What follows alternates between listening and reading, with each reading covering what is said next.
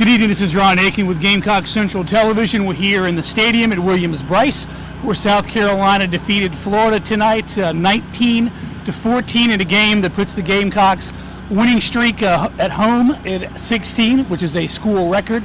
It also puts them at 6-2 for the third straight year in the SEC East and keeps them alive by virtue of Auburn's win over Georgia. Thrilling victory, by the way, in terms of making a chance to go to Atlanta. So a lot of things went right. It didn't sort of seem that was going to be the way early, but South Carolina withstands a little bit of a shaky play to rebound in the second half to get enough points to win and go away with the victory over a Florida team that was pesky but playing a third-string quarterback. Avery, your keys to the game tonight for the Gamecocks? I think the key to the game was South Carolina's pure grit.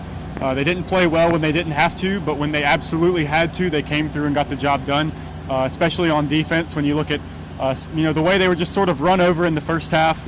Florida basically ran two plays, end arounds and inside runs, and both were successful. But in the second half, the defense sort of banded together. They swarmed a lot more, and they really got the stops when they absolutely needed them, barring a couple boneheaded mistakes and penalties. And the offense, players got open when they absolutely needed to. Connor Shaw did just enough to win, and Sean Carson showed up on a day when Mike Davis went a little gimpy. So team did exactly what it needed to do to win, just barely.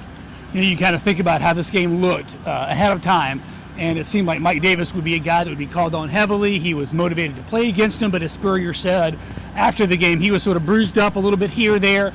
And then they said they wanted to go to Brandon Wilds, and they turned to him on the sideline, and he said, "Coach, my hamstrings hurt me a little bit." And so all of a sudden, Sean Carson is your guy. And then what does he do but respond with, I think, 13 carries for 102 yards. Of course, that long 58 to get out of the shadow of the end zone there when it was such a key moment of the game. So many big plays. That big play by Sean Carson that sparks that drive. And then you think about a 4th and 3, 32-yard touchdown pass to Bruce Ellington on a busted play that Ellington just went for and got and hung up there. So a lot of things kind of had to go right, but like you said, grittiness and patience was key. So what was the opponent's locker room like for Florida?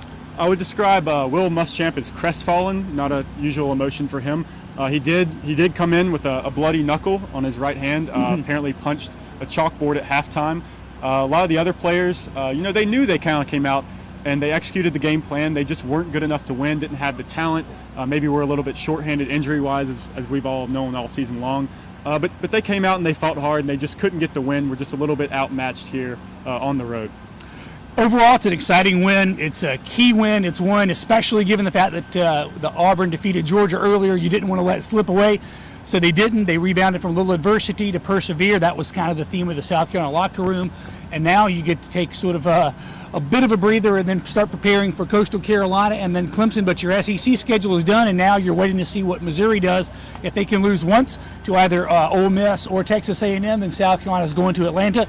And that was certainly the best case scenario coming into today, and it's the reality of it coming out of it. For Gamecock Central Television, I'm Ron Aiken. This is Avery Wilkes. It's 19-14. South Carolina defeats Florida.